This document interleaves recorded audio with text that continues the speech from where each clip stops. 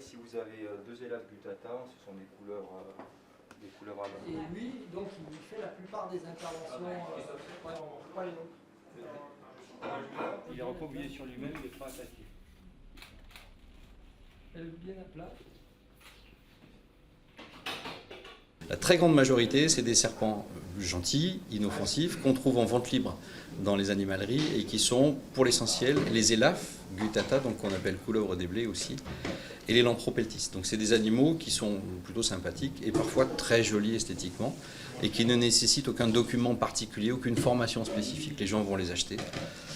Et puis quand ils ne peuvent pas s'en occuper, ils les relâchent un peu n'importe comment et nous on va les chercher. Voilà.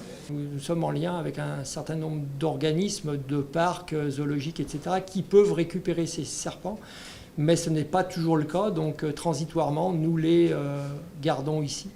Et au bout de 8 jours, lorsque le propriétaire ne s'est pas manifesté, nous devenons officiellement propriétaires de ces animaux et donc nous les gardons pour pouvoir assurer une formation de nos agents et les manipulations avec. Le plus exigeant reste l'iguane parce que compte tenu de son gabarit, il a nécessité qu'on lui aménage un terrarium d'assez grand volume.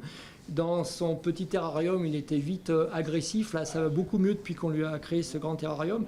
Par contre, c'est un animal qui est régulièrement sorti, qui est très, le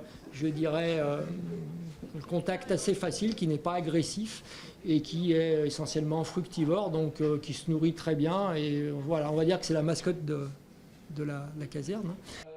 Si là, vous y mettez les mains et que ça tape, je peux vous dire que vous n'avez plus de main.